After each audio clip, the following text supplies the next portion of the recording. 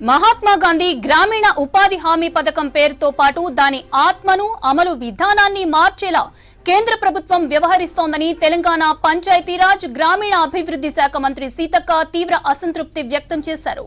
మహాత్మా గాంధీ ఆలోచనలకు విరుద్ధంగా కేంద్రం తీసుకుంటున్న నిర్ణయాలు ఈ పథకాన్ని నిర్వీర్యం చేసే దిశగా ఉన్నాయని ఆందోళన వ్యక్తం చేశారు.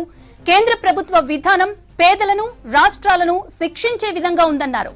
పేరు మార్పు బిల్లును లోక్సభలో ప్రవేశపెట్టిన సందర్భంగా కేంద్ర ప్రభుత్వం తీరును మంత్రి సీతక్క తప్పుపట్టారు.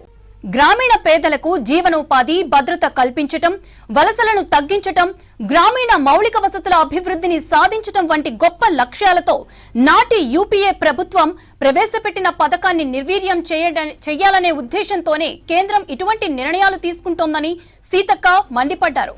గతంలో 100% నిధులు వెచ్చిస్తూ పథకాన్ని అమలు చేసిన కేంద్ర ప్రభుత్వం ఇప్పుడు తన వాటాను 60%కి తగ్గించి మిగిలిన 40% భారాన్ని రాష్ట్రంపై మోపడం అన్యాయమని చెప్పారు. ఇది రాష్ట్రాల ఆర్థిక స్థితిపై తీవ్ర ప్రభావం చూపే నిర్ణయమని, కేంద్రం తన బాధ్యతల నుంచి తప్పించుకునే ప్రయత్నమేనని విమర్శించారు. పథకం పేరు నుంచి మహాత్మా గాంధీ పేరును తొలగించడం ద్వారా గాంధీజీ ఆలోచనలు, విలువల పట్ల కేంద్ర ప్రభుత్వానికి ఉన్న వ్యతిరేక వైఖరి స్పష్టంగా కనిపిస్తోందని మంత్రి సీతక్క అన్నారు.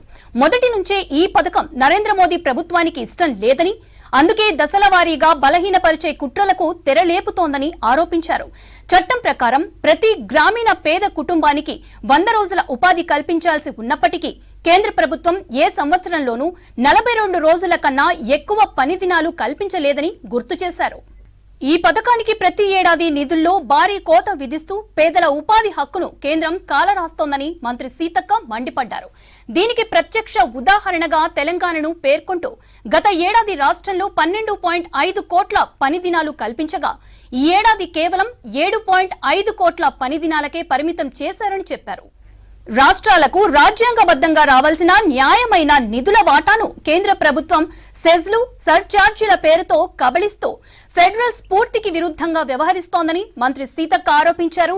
ఇదే సమయంలో ఉపాధి హామీ పథకంలోనూ 40% భాగం రాష్ట్రాలపై మోపడం పూర్తిగా అన్యాయమని ఆమె ఆవేదన వ్యక్తం చేశారు. గ్రామీణ పేద ఉపాధి హక్కును కాపాడాలంటే కేంద్ర ప్రభుత్వం వెంటనే ఈ నిర్ణయాన్ని ఉపసంహరించుకోవాలని, మహాత్మా గాంధీ గ్రామీణ ఉపాధి హామీ పథకాన్ని పూర్తి నిధులతో బాధ్యతాయుతంగా కేంద్ర ప్రభుత్వమే అమలు చేయాలని మంత్రి డాక్టర్ దనసరి అనసూయ సీతక్క డిమాండ్ చేశారు.